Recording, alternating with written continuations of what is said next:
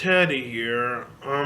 Sorry I'm late with this update vlog. Today I've got a lot of sad news that I have to share with you guys and a lot of things that I need to address with you people. So anyways, the first thing I want to get off my chest is that I've got a lot of sad news I'd like to share with you.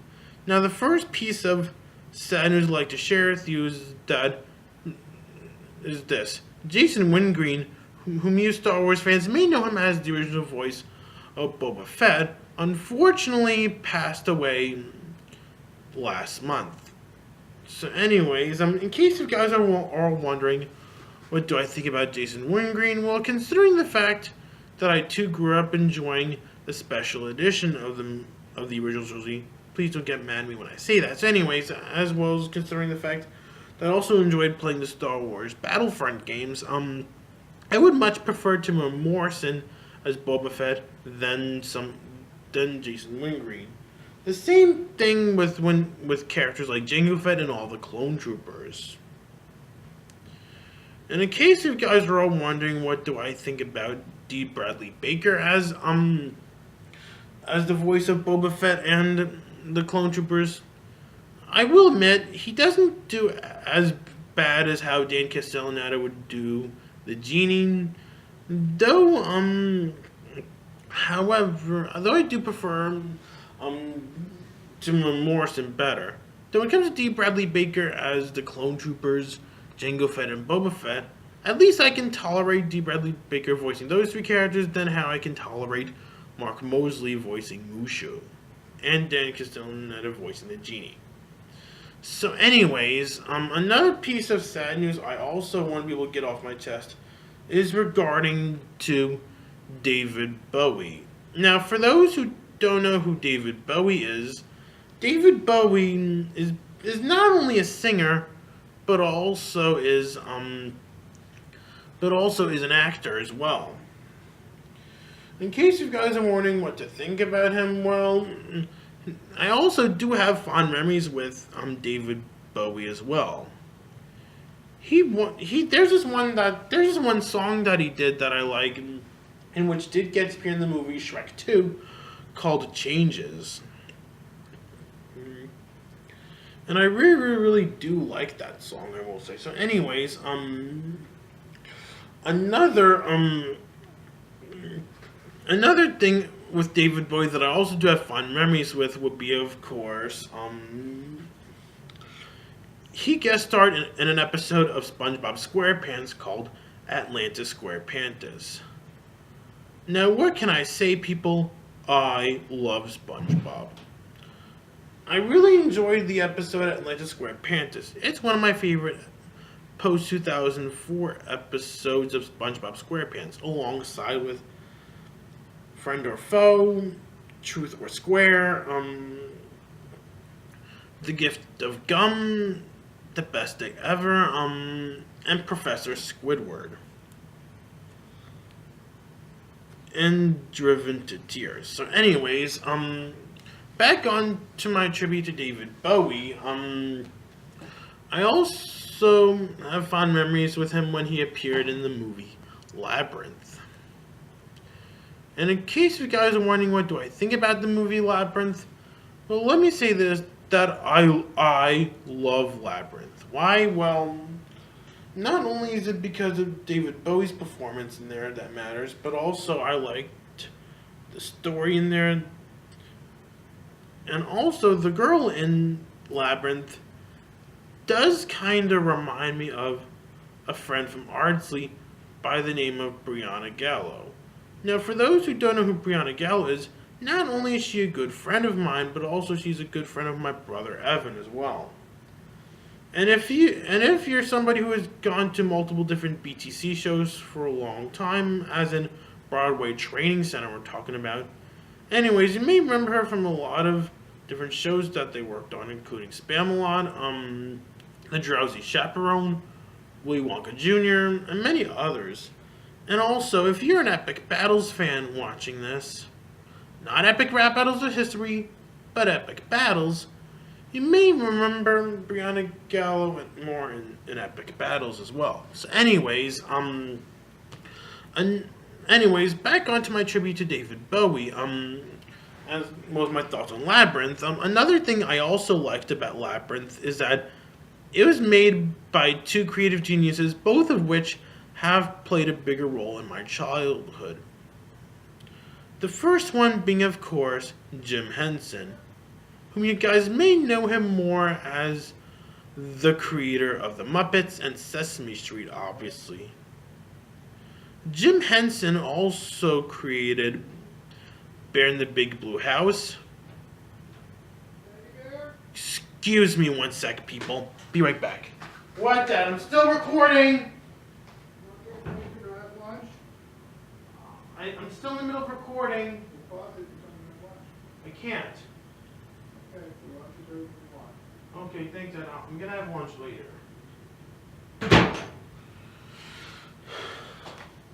Sorry about that, people. It's just, whenever I'm in the middle of doing something, my dad always likes to drive me crazy. So anyways, back on to my tribute, back onto my thoughts on my tribute to David Bowie with my thoughts on Labyrinth. So as what I was saying, Labyrinth is a film made by two creative geniuses, both of which played a big role in my childhood. The first person being, of course, Jim Henson, whom you guys may know him more as the creator of The Muppets and Sesame Street. Jim Henson also created Bear in the Big Blue House, The Wubbulous World of Dr. Seuss,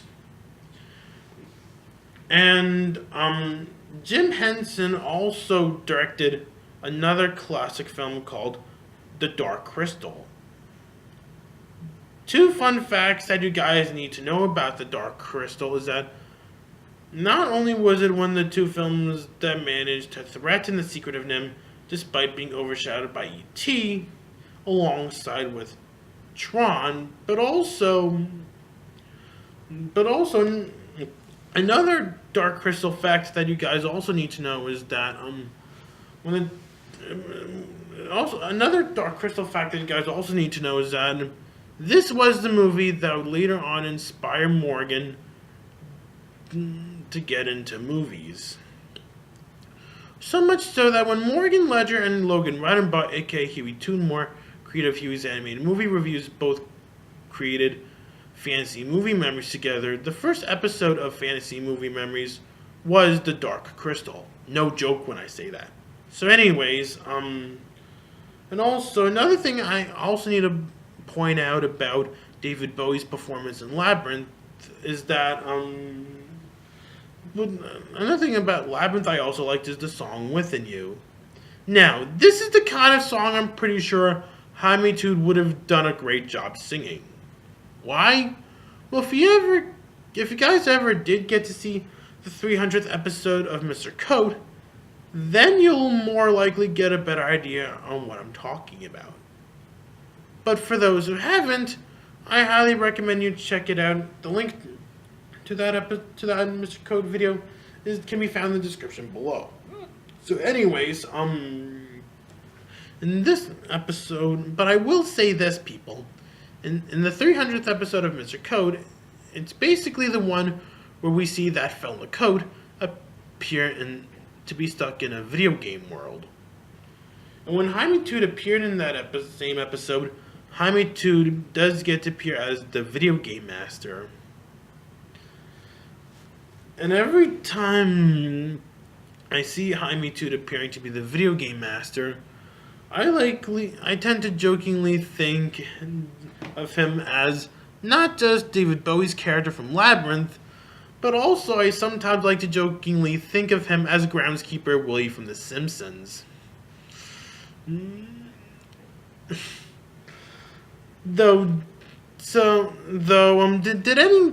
to think of it, did anyone ever notice that Boris, as in Tommy Pickles' Moronto grandfather from Rugrats and groundskeeper Willie from The Simpsons both sound alike? Alright, I'm getting off topic. So anyways, yeah, and also another film that he also did get to appear in would be The Prestige.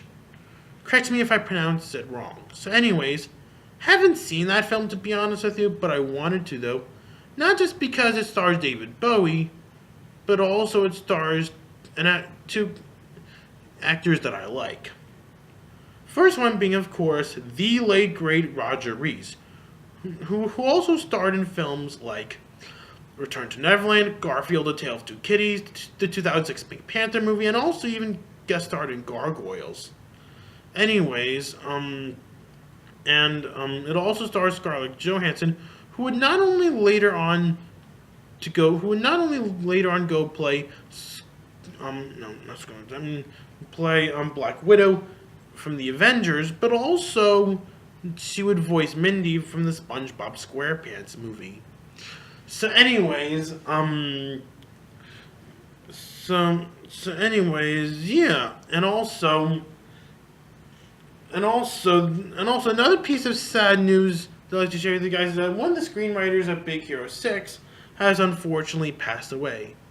Now, what can I say, people? I loved Big Hero 6.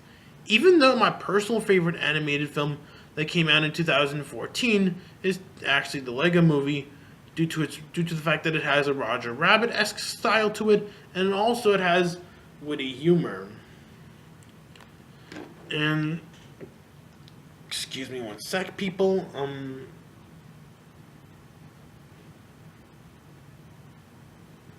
Big Hero 6. Here you go. Yes.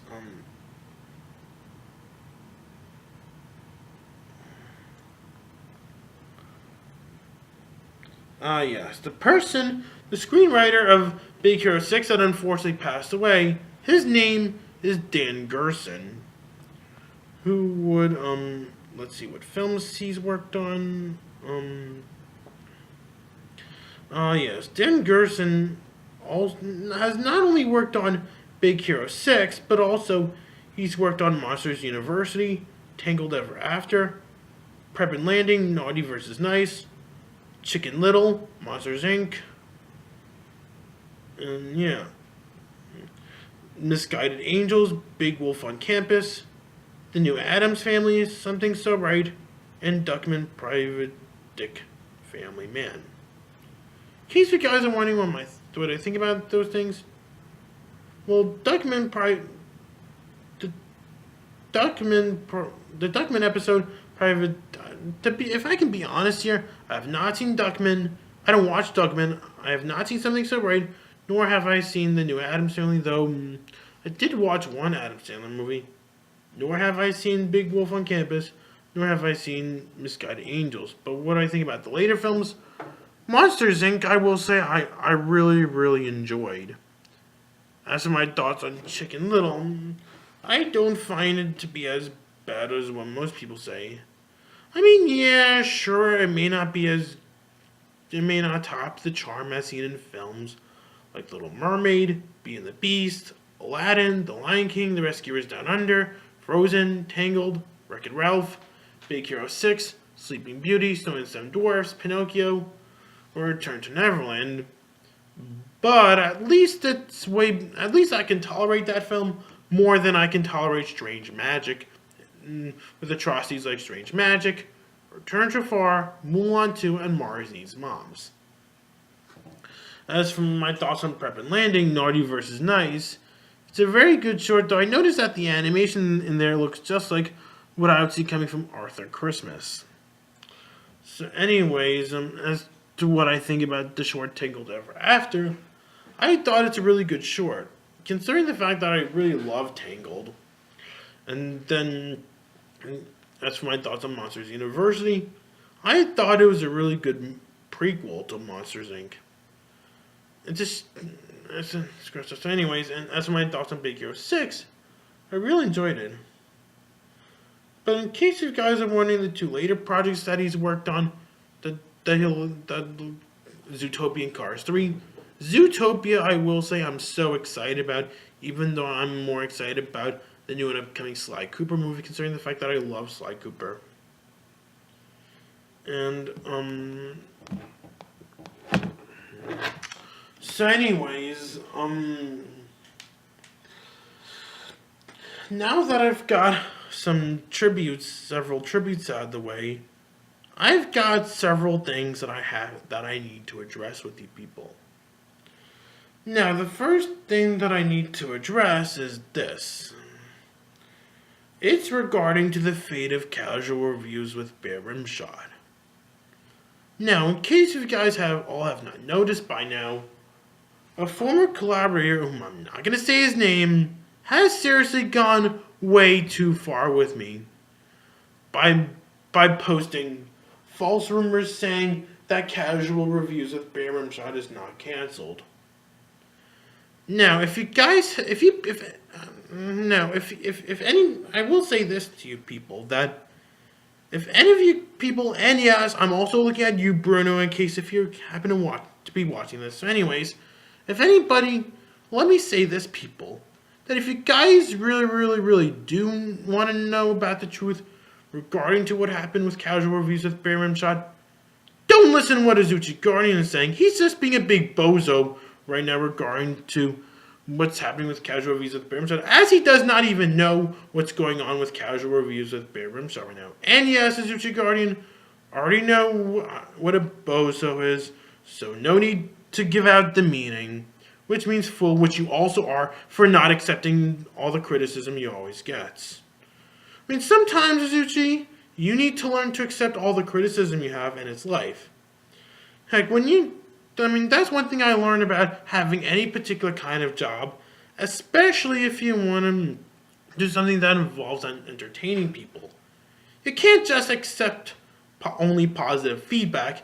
You have to accept all different kinds of feedback as well. And it's life in all of us entertainers, I will say. And so anyways, in case if you guys are all wondering what's really happening with episode 3 of Casual Reviews with Bare Rimshot right now, well, whether you guys believe it or not, I'm actually halfway done with the script.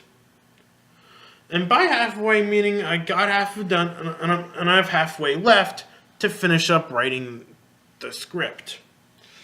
Yeah, sorry for taking too long with the script for the next episode of Casual Reviews with Bare Rimshot. It's just the fact that, well, there's a lot of script writing that I have to do right now for when I do get to do the episode, when I get to work on the next episode.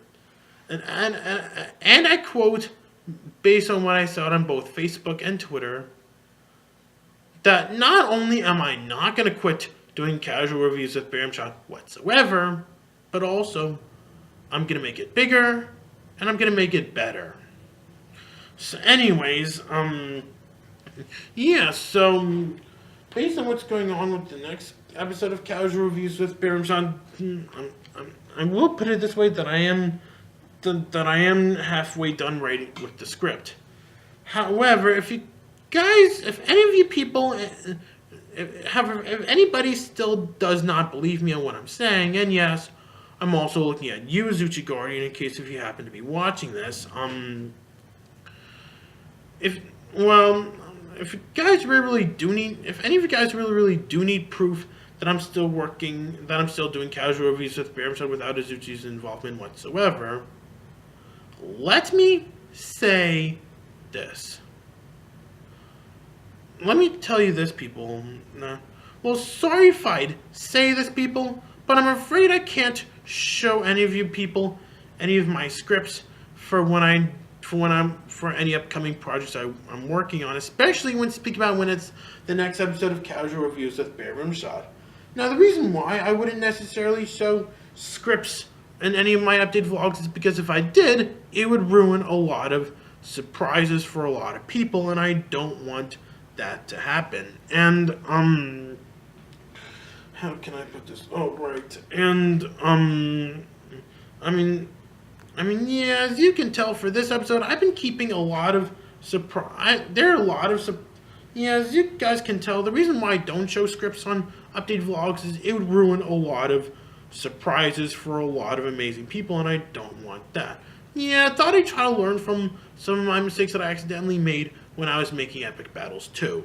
So anyways, another thing, so anyways, so yeah, for those who are wanting to see what I wrote in the script, I do sincerely apologize for your inconvenience, alright? I'm just not allowed to show scripts, as it would ruin a lot of surprises for a lot of people. Even you, Azuchi, even since you're not my editor anymore. So anyways, moving on, also another, and speaking of which, there's something else I also need to address as well. Last month, I just discovered that there's also another review series with the Casual Reviews name with the Casual Reviews name in it. Now, I'm pretty sure whenever all of you dare hear anyone mention Casual Reviews, you guys are all probably gonna think about it as if I was talking about Casual Reviews with Bear Rimshot, similar of how that whenever a lot of you people dare hear me or anyone mention Epic Battles, you're probably going to be thinking I'm talking about epic rap battles of history. So anyways, in case if you're wondering what do I think about the other Casual Reviews, well, I will put it this way, from what he's got, I can respect him for what he does. And that other Casual Reviews, that exist, is created by by a guy named, hold on a sec, hold the phone, Casual Reviews, no,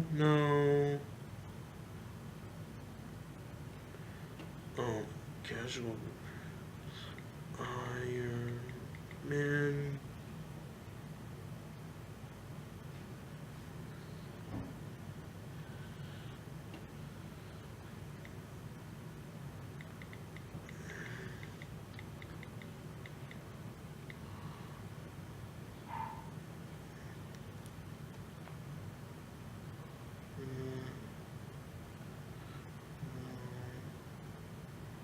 no.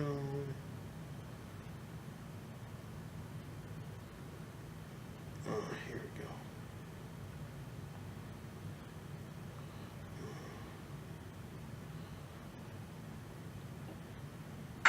Here we go. The other Casual Reviews that already exists is created by a YouTuber named the Detective Steve.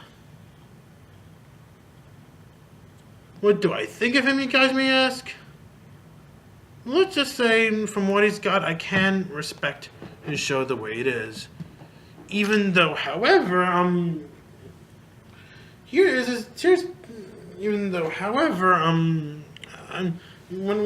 it comes to the review series Casual Reviews with Bear Rimshot, here is something that a lot of you people may not have noticed.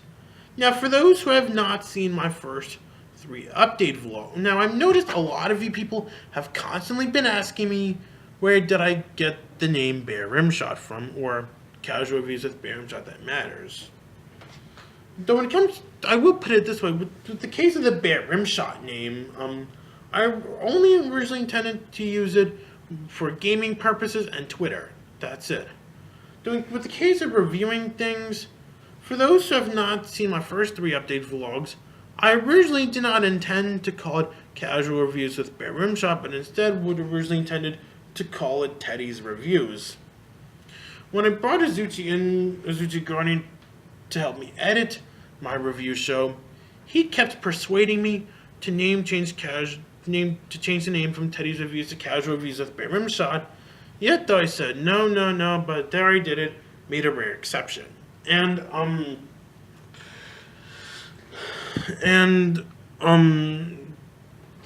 I was working on the first episode with Azuchi,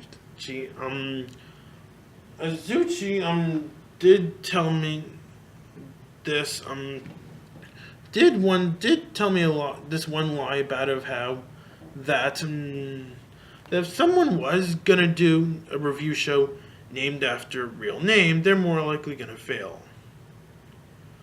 Personally, regardless of what people may name their review shows to be, I don't see them how they can be failures, regardless if they go by nickname or real name. I mean, whether you name, while I do find it understandable that, while I do find it understandable that everybody may need their privacy, nothing wrong with that. However, excuse me one sec, people. What, Dad? Thanks, Dad. Okay.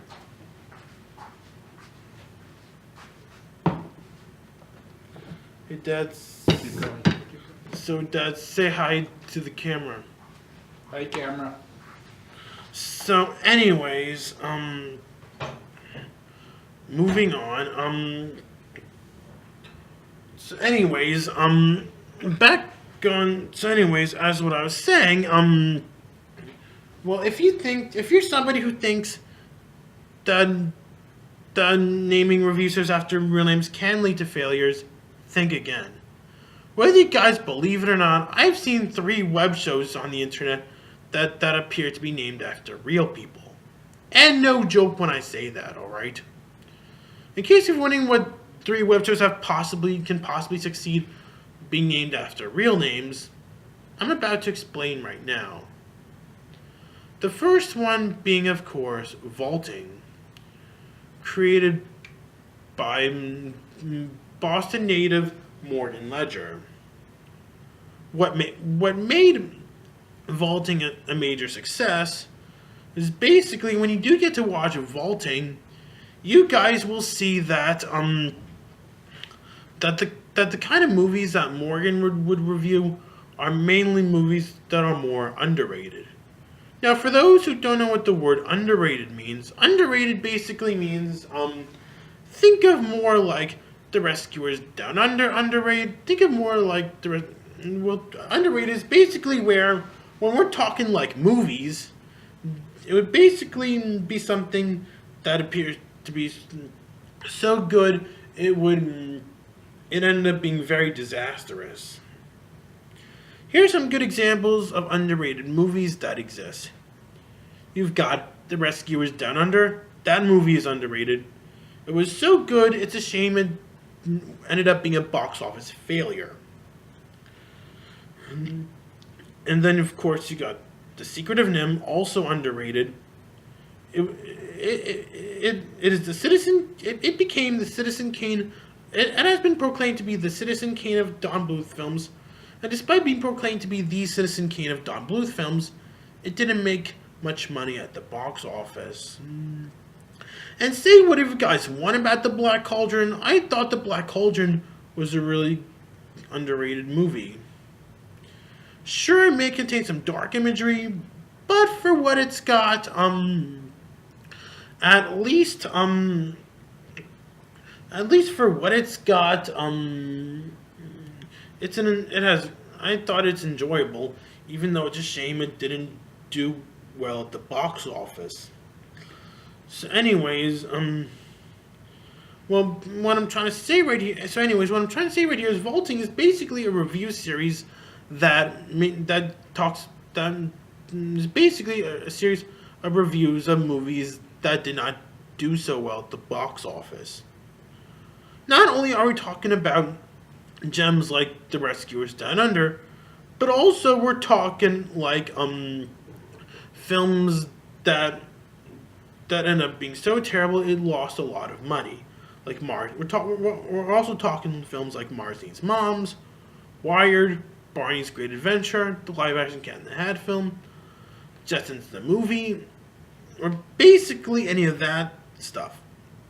So anyways, and the second review series that also did succeed, despite being named after a real person, would be the DVD Shelf, created by David Rose. The reason why the DVD Shelf ended up being a major success is considering the fact, well, not only can you learn interesting facts about certain movies, like how you can in in web shows with the likes of animation, look back in fantasy movie memories. But also, the DVD shelf is also, but also another thing that made the DVD shelf an incredible success would be the visuals, the visual effects that can be seen in the DVD shelf. One notable one being Goofy in the Who Framed Roger Rabbit episode. Though when it comes to the Who Framed Roger Rabbit episode of the DVD shelf, I hate to admit this, people, but I do seem to have mixed feelings with the episode. Although I will admit I did learn a lot. I went on with the making of Who Framed Roger Rabbit I also enjoyed the animation on the character Goofy. One flaw I do have with that episode is the fact that David A. Rose refused to talk much about the Roger Rabbit sequel, about the long-awaited Roger Rabbit sequel, and I think it's kind of bullcrap that David Rose would not even talk much about the long-awaited Roger Rabbit sequel. And yes, people, ever since when Who Framed Roger Rabbit first came out, there have been on and off talks of doing a sequel to Who Framed Roger Rabbit. And the reason why I'd be one of those people being optimistic about a Roger Rabbit sequel is that this is a crossover movie we're talking about. It's not like if it were to be Mrs. Doubtfire, where all the characters appear to be all original.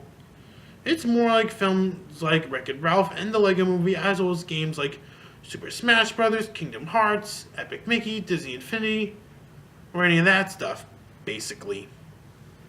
So yeah, anyways, and also another thing I also needed to address is that last month I know, I'm sorry. So anyways, and also the third, I almost forgot just to mention that the third web series that also did succeed despite being named after a real name is a cooking show called Chase in Your Face.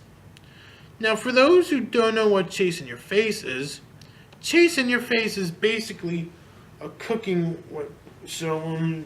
It's a really good, well done, well paced cooking show.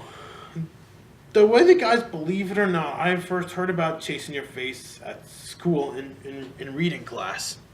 So anyways, so yeah, now moving on, another thing I also needed to address is this. Now, I noticed that all month last month, I noticed a lot of you people have constantly asked me the same question all over and over and over again.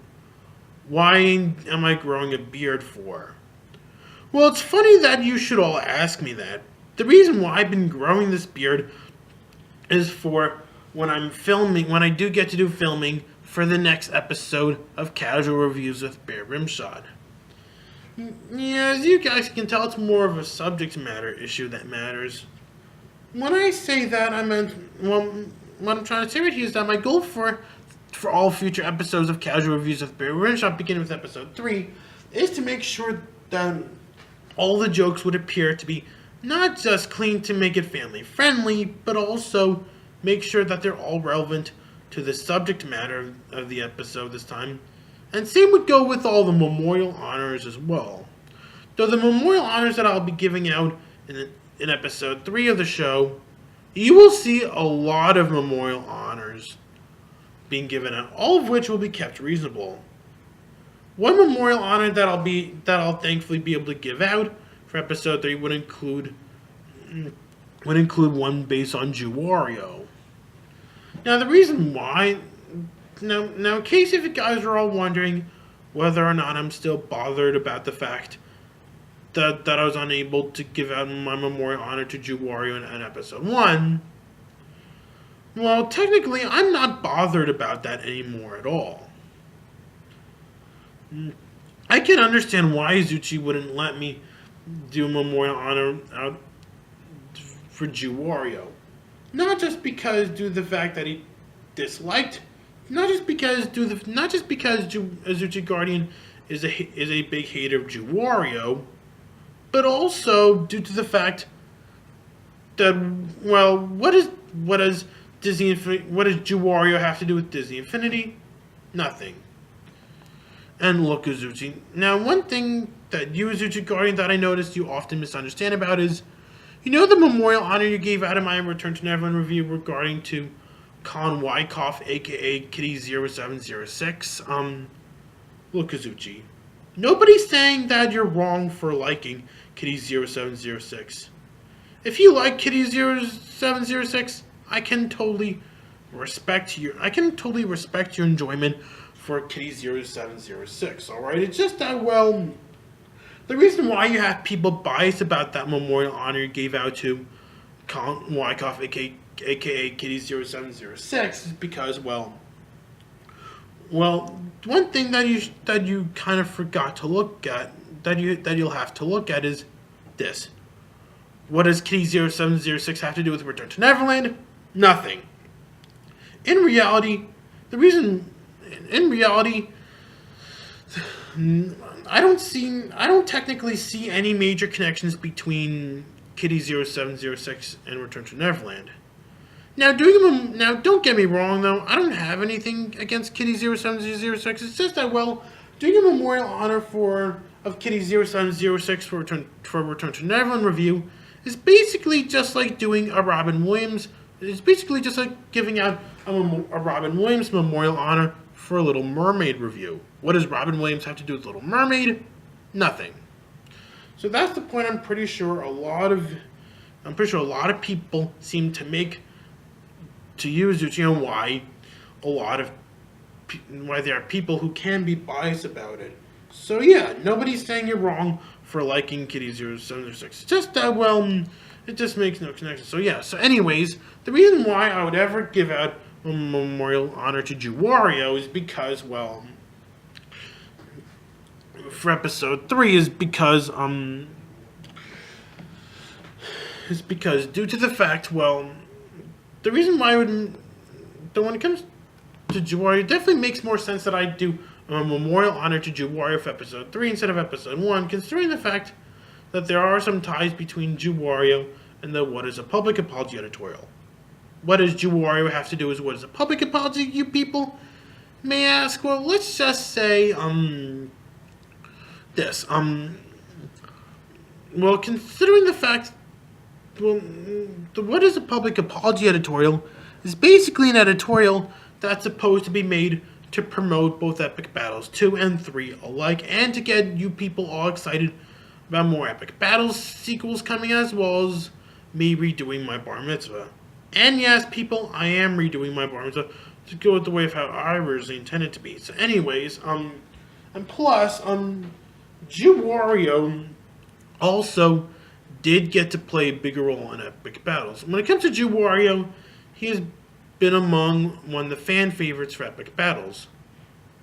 The one internet reviewer in particular that always gets more screen time than any other reviewer that I can think of, whether it be someone from That Guy with the Glasses, someone from Cinemassacre, someone from That Fell in the Coat, someone from RVT, formerly known as Reviewtopia, someone from Reviewers Unknown, someone from Project A Million Entertainment, or even someone from RowdyC.com or anything like that. This one reviewer always is going to get the highest amount of screen time out of all the internet reviewers that exist. And that reviewer is Animat. The reason why I give Animat more screen time than every other reviewer, not only can he be informative when he does videos like Animation Look Back, Fantasy Movie Memories, and the Epic Mickey Files, but also what made both me and Dante to both consider making Animat play a bigger role is more the fact, well, when you do get to watch Animat's videos, you will see that he does not swear, and he does not use a single swear word whatsoever. At least one that would lead up to the point that can lead up to getting either PG-13 or an R rating instead of a PG rating.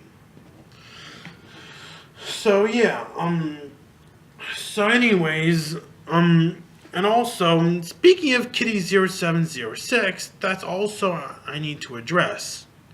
Now, I noticed last month I've been inquired on why someone like me would ever subscribe to Kitty0706.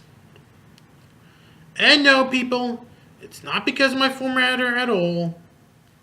the reason why I would ever subscribe to Kitty0706 is more the fact that there's this one reviewer that I liked who has made a lot of different Gmod videos, aka Gary's Mod. That one reviewer being Sam Fleming, aka South Jersey Sam. For those who don't know what South Jersey Sam is, he's a brilliant editor and brilliant reviewer. Little known fact, I originally tried getting South Jersey Sam to be my editor for casual reviews with Bear Rimshot, back then being known as Teddy's Reviews. But then, however, for some reason, Sam declined. Now, I'm just gonna say this, South Jersey Sam, in case if you're watching this, if it's that you don't want to be editor for casual reviews with Bear Rimshot, it's totally fine with me. I'm not gonna force you to. The reason why I tried to get you to be my editor is I noticed you, Sam Fleming, you seem to be a brilliant editor, I will say. Sure, you may swear a lot, however, I do notice that you do seem to understand how comedy works, I will say. And I'm hoping to collaborate with you, South Jersey Sam, one day. Not to rush you or anything like that, as I do have a busy schedule regarding the casual reviews with Bear Rimshot. So anyways, when it comes to South Jersey Sam, one thing I like about South Jersey Sam, whether you guys believe it or not, he was the person who introduced me to that one horrible video game called Shag Fu.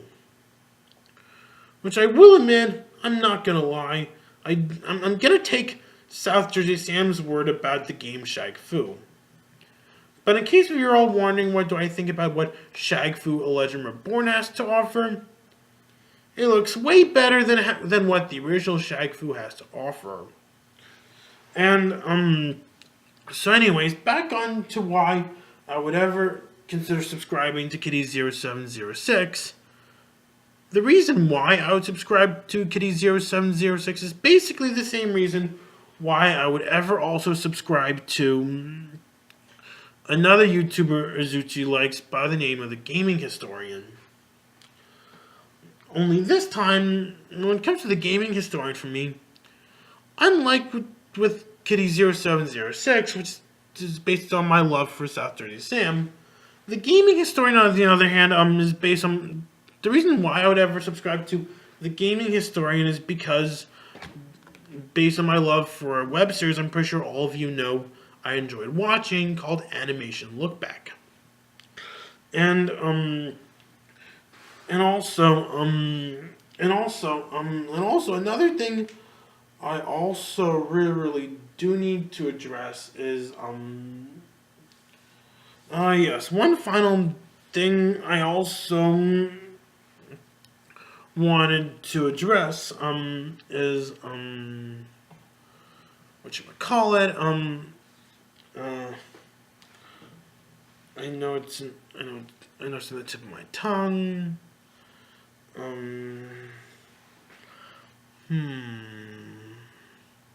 Oh, right.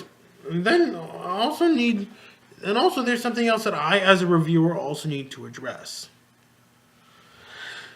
Now, in case if you people all have not noticed, well, there's this one award show in particular that unfortunately has not been running since 2012, being the Golden Critic Awards. Now, for those who don't know what the Golden Critic Awards is, the Golden Critic Awards is basically an award show ran by Robert Demers, aka Robert Million. And oh boy, do I feel unhappy about the fact that the only award show for internet review show, oh boy, do I feel so unhappy about the fact that the only internet reviewers that have been getting awards nowadays are mainly nothing but those who are on that thatfoundthecode.com. We're talking like Animat, Hewy Toonmore, VG Retro, Sonic Guru, Morgan Ledger, Jaime Tude, South Jersey Sam, Joey Tedesco, and even some jerk with a camera. Although I will admit I do feel happy for all those guys I just named, I'm just disappointed with all of those that are from outside of the Mr. Code and Friends website who unfortunately have not been getting any awards recently. Not only talking about someone like me, but also includes the Nostalgia Critic, the Angry Video Game Nerd, Linkara, Cinema Snob, Rowdy C, the Hardcore Kid, the Media Hunter, and all those guys. And I find it really, really unfair that the only reviewers that would get awards are nothing but... I find it really, really unfair that for an internet reviewer to be able to get an award, he or she would have to be a contributor on Mr. Code and Friends. And I'm just going to say it, anyone who has a love passion for internet reviews watching this, you're our only hope to at least do an award show in which any internet reviewer in general can be nominated, regardless of what sites they may be on. Though ironically enough, I've been working so hard to be a part of Mr. Code and Friends. I'm not sure what Stefan Elston thinks about what the first 2 episodes have to offer, but regardless of how he feels about the first 2 episodes, namely the last one, I think Stefan Elston would like what all future episodes of the series has to offer. Delivering clean jokes, clever humor, reasonable memorial honors, and all that stuff, basically. So anyways, the last thing I need to address is this. Now, when I did my updated vlog from last month, I received over 9 dislikes. And in response to all those who did give me dislikes with my last updated vlog, why would a lot of you constantly dislike my updated vlog from last month? Let me guess. Is it because due to the fact that in that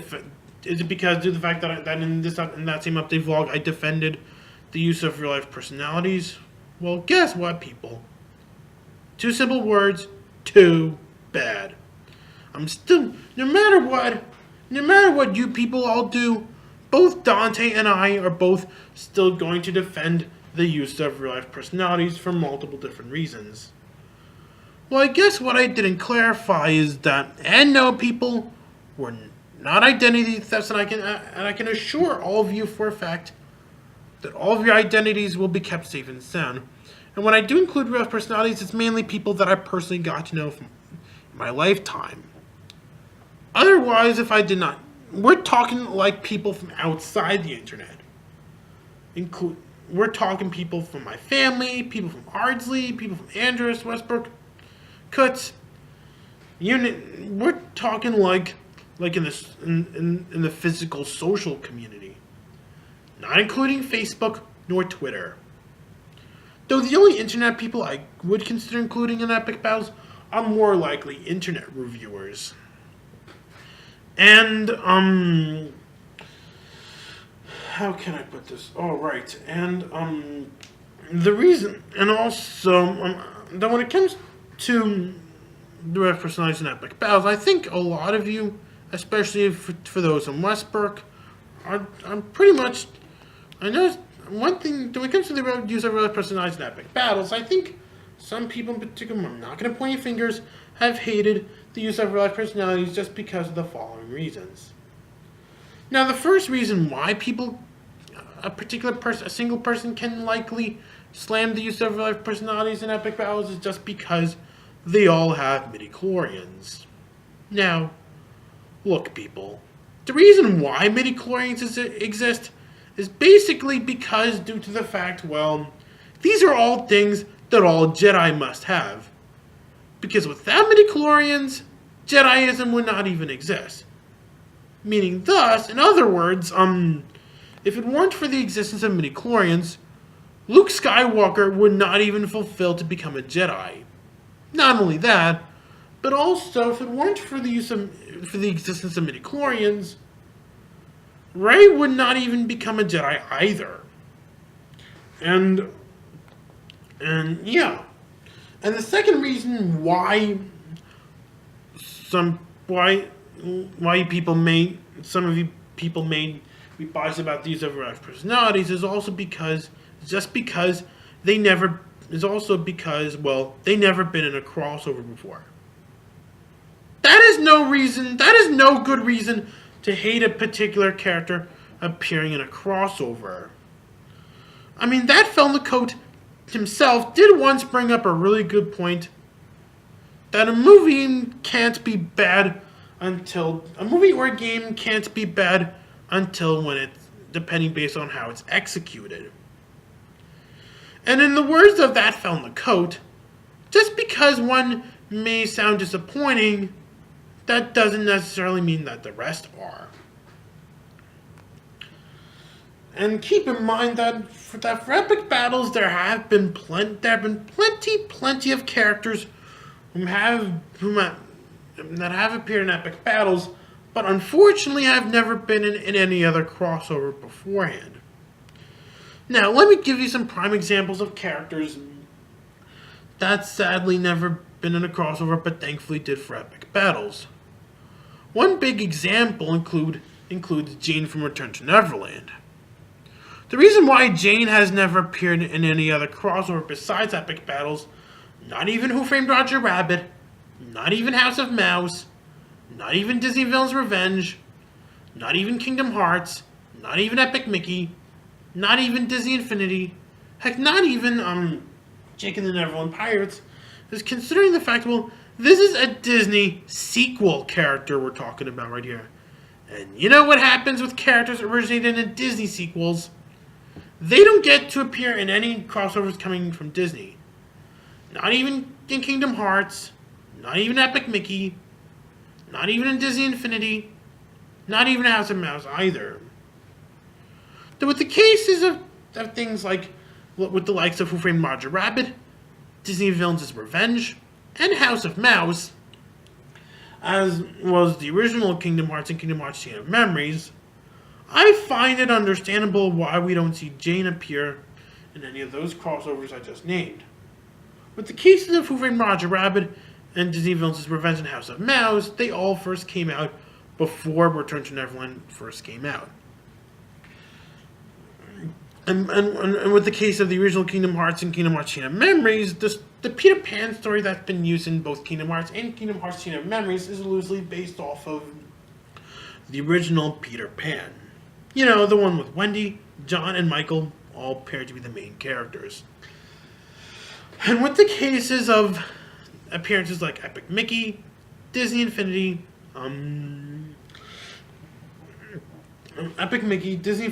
Jake and the Neverland Pirates, and hopefully not Kingdom Hearts 3, I find it I can't. This is the part where I can't understand why Jane would not be able to appear in those things. Let me explain why she deserves to appear in all that stuff I just named. With the case of Epic Mickey, that's because, well, she's a forgotten Disney character, and Epic Mickey is supposed to be the Mickey Mouse video game that would feature a lot of forgotten Disney characters. And Jane is basically happens to be one of those Disney characters would be considered forgotten. I mean, Jane appears to be right up there with characters with the likes of Horace Horsecollar, Clarabelle Cow, Gremlin Gus, Oswald the Lucky Rabbit, Hortensia, the Three Little Pigs, Clara Cluck, Chanticleer, and basically any of those characters I just named. And yes, people, Chanticleer was originally going to be a Disney character, but instead wound up being created by Don Bluth. As well, so anyways, other Disney characters that would also be considered forgotten are those from Robin Hood, those from Atlantis the Lost Empire, those from Treasure Planet, as well as the two main villains of Pinocchio, Stromboli and Coachman, as they both did not make as much on-screen appearances as villains with the likes of Captain Hook, Jafar, Hades, nor Maleficent, or any of those guys. So anyways, another character I also include in Epic Battles, and sadly never appeared in any other crossovers before, would be anyone coming from the works of Don Bluth. The reason why we never got to see any crossovers featuring films directed by Don Bluth is because due to the fact, well, if Don Bluth was going to do a crossover featuring characters from majority of his films, like, let's just say he was going to be in the veins like House of Mouse, Kingdom Hearts, or even Epic Mickey for that matter, Bluth would have to get permission from multiple different companies, similar to how what Marvel's been doing right now, to be able to use all the characters they originally created for at least one Avengers film. Now, let me explain what I mean. With the case of Don Bluth, well, for anyone to be able to do anything with films like An American Tale and Land Before Time, regardless if it's a TV series or a sequel or a video game, for Bluth to be able to do anything with films like An American Tale and The Land Before Time, Bluth would have to get permission from Universal. Not only that, but also for anyone to be able to do anything with films like The Secret of NIMH, All Dogs Go to Heaven, Rockadoodle, and The Pebble and the Penguin, they would have to get permission from MGM.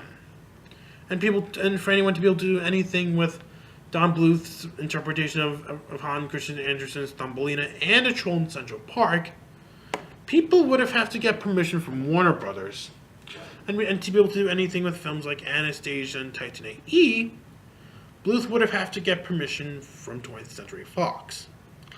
Not only that, but also for anyone to be able to do anything with any of the films that Bluth worked on at Disney with the likes of The Aristocats, Sleeping Beauty, Robin Hood, The Rescuers, Winnie the Pooh and Tigger 2, Small One, and even Banjo the Woodpile Cat, they would more likely have to get permission from Disney. Not sure about Banjo the Woodpile Cat though, but either way, yeah. And also, plus, whenever we see any Don Bluth films get any sequels or TV shows or even video games, they're more likely going to get a lot of hate from every Don Bluth fan just because, considering the fact that Don Bluth doesn't usually return in a lot of sequels or TV shows or video games to any of the films that he's worked on. Though the closest thing of a sequel to a movie sequel that Don Bluth did get to work on would be the 1998 spin-off of Anastasia, Bartok the Magnificent. That's because during that time period, Bluth was still working at Fox, also working on Titan A.E. at that time. Unless you can also count Ferngully too, considering the fact that it was made under Fox Animation Studios, an animation studio that Bluth once ran, and also worked on basically where Bluth worked on films like Anastasia, Bartok the Magnificent, and Titan A.E. So anyways, and then of course you've also got, however, the only franchises that Bluth has worked on which he normally can do whatever he wants with, it will be anything with Dragon's Lair and Space Ace. Those are the only two things he's created in which he can do whatever he wants with. So much so that Bluth would even return to do a TV series based on both Dragon's Lair and Space Ace under Ruby Spears' production. And Bluth would also return in making 2 sequels of the game Dragon's Lair. And not only that, but also, whether you guys believe it or not, Don Bluth is going to be making a movie prequel. And yes, people, there's going to be a new Dragon's Lair movie coming out soon. In case if you guys are wondering how you guys can make it happen, well, whether you guys believe it or not, he made a campaign, I believe, either a Kickstarter or Indiegogo. Don't quote me. Anyways, if you're a Don Bluth fan or an animation fan watching this, the link to his page can be found in the description below.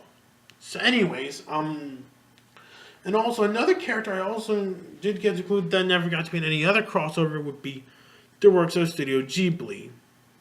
I'm not sure why we never got to see any characters from the works of Studio Ghibli appear on screen. As I, one thing I noticed about the works of Studio Ghibli is that for most of the films that Studio Ghibli has worked on, we don't get to see much sequels to any of their films, with the exception of one for Porco Rosso, as well as a theme park based on Studio Ghibli coming out soon. And yes, people, there's going to be a new theme park attraction based on Studio Ghibli coming out soon. No joke when I say that. So anyways, and then of course you got the works of Dr. Seuss, though when speaking about the case of something like the works of Dr. Seuss, the only crossovers when we take a look at crossovers of Dr. Seuss characters in the past, the only crossovers that we did get with Dr. Seuss in the past are mainly first party. We're talking like The Grinch's The Cat in the Hat, Dr. Seuss Preschool, Dr. Seuss Kindergarten, as well as whatchamacallit, oh right, as well as the Webulous World of Dr. Seuss. Never have we ever gotten a third-party crossover featuring Dr. Seuss characters outside of Epic Battles. Well, unless you guys can, the closest of the third-party crossover that we did get featuring Dr. Seuss characters, besides Epic Battles, would be Adventure Workshop, which is a compilation of games made by the Learning Company, the same people that brought us Rita Rabbit and Clue Finders, as well as Kids for Character, a TV special. Anyways, one character, and then there are very few characters who have appeared in crossovers before, but unfortunately, shockingly, did not have with the case of Epic Battles. One character in particular that has appeared in at least one crossover but never did for Epic Battles would be Freddy Krueger. Look, I know Freddy Krueger may have appeared in crossovers in the past with the likes of Freddy vs. Jason, as well as a guest appearance in Mortal Kombat, which also had Kratos guest appearing, as well as